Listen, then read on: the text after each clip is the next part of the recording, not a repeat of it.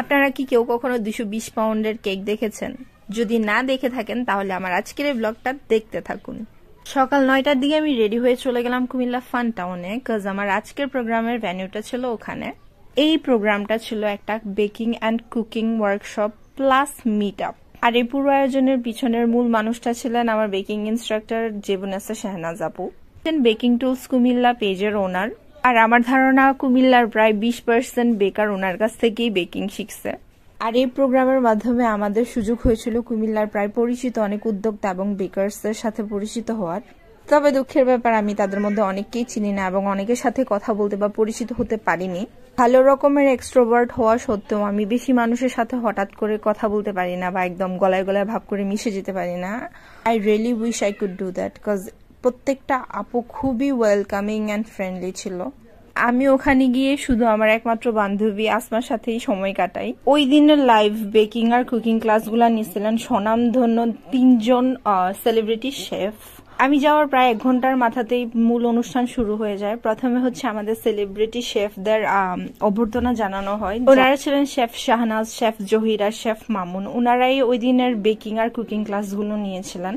আমি একদম প্রথম সারির দিকে ডানে বসেছিলাম, তাই আমার দেখতে কোনো সমস্যা হচ্ছিল না কোনো কিছু। এই পর্যায়ে জেবুনেসা শাহনাজ আপুর শুরুর গল্পটা একটু সংক্ষেপে আমাদেরকে জানানো হয়। করোনাকালীন সময়ে কিভাবে প্রয়োজনের তাগিদে তিনি তার ব্যবসাটা শুরু করেন এবং কিভাবে ওখান থেকে এতটুকু পর্যন্ত এলেন, পুরাটা ছোট একটা ডকুমেন্টারির মাধ্যমে আমাদেরকে শো করা হয়। ডকুমেন্টারির শেষে আপুর বড় বোন এবং হাজব্যান্ডের প্রতি কৃতজ্ঞতা জানিয়ে তাদের সাপোর্টের ব্যাপারে কিছু কথা আমাদের বলেন এবং তাদেরকেও থ্যাঙ্কস জানান। নর্মালি স্কুল কলেজের প্রোগ্রামে এসব কথাবার্তা শুনতে আমাদের কখনো ভালো লাগতো না, কিন্তু ট্রাস্ট মি, এই জায়গাতে আমার এক ফোঁটা বোর ফিল হয় নাই। অনুষ্ঠানের প্রথম পর্বটা শেষ হওয়ার পরে আমরা সবাই একটু বের হয়ে আসি ব্রেকফাস্ট করার জন্য।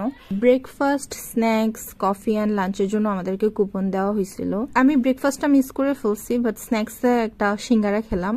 পরে এখানে আমি আপুর সাথে কিছুক্ষণ কথা বলার এবং ছবি তোলার সুযোগ পাই। এখানে আমি আমার ছবিটা একটা আপুকে তুলতে দিছিলাম। আমি আপুর ছবি কত সুন্দর করে ইনস্ট্রাকশন দিয়ে তুলে দিলাম, আর আপু আমাকে বলেও নেই যে আমার হিজাব আর ব্যাগটা উল্টে আছে। আমার যে কি পরিমাণে মেজাজ খারাপ হয়েছিল কি বলবো। ছবি তোলার পরে আশপাশটা একটু ঘুরে দেখছিলাম, কজ এই জায়গাতে আমি লাস্টে গেছিলাম 2016-তে আর এবার আসলাম 2025-এ। শেফদের ক্লাসের ব্যাপারে বলতে গেলে অনেকটা সময় চলে যাবে, তারপর আমি ছোট করে বলছি। আমার শেফ মামুনের প্রেজেন্টেশন খুব ভালো লেগেছিল। ওনার পাবলিক স্পিকিং স্কিল অনেক ভালো, প্লাস হচ্ছে ওনার ক্লাসটা খুবই ইন্টারেক্টিভ ছিল, যার কারণে আমি এতটা এনজয় করছি। লাইভ ক্লাস শেষে আমরা সবাই চলে আসি লাঞ্চ করতে।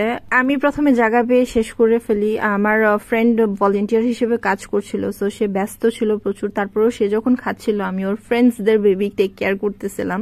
I had a blast with the baby. লাঞ্চের শেষে ইচ্ছে ছিল একটু কফি খাবো, কিন্তু ভাই এত বড় সিরিয়াল, আমার কফি খাওয়ার শখ মরে গেছে। ভেতরে গিয়ে রেজিস্টার্ড উদ্যোক্তা আপুদের ক্রেস্ট নেওয়া পুরস্কার পর্ব চললো। ওই ফাঁকে আমাদের সবাইকে কেকটাও সার্ভ করা হলো, which tasted obviously delicious. এখানে ওয়েটার আমাকে 2 বার সার্ভ করছে and I was happy.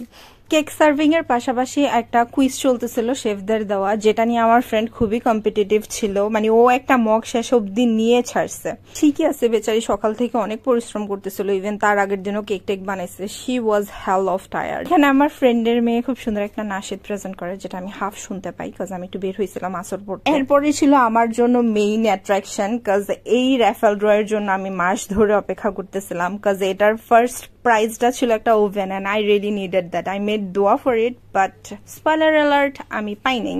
That's okay, কিসমতে ছিল না তো ছিল না। এই ছিল আমার 9 জানুয়ারি 2025-এ স্মরণীয় একটা দিন।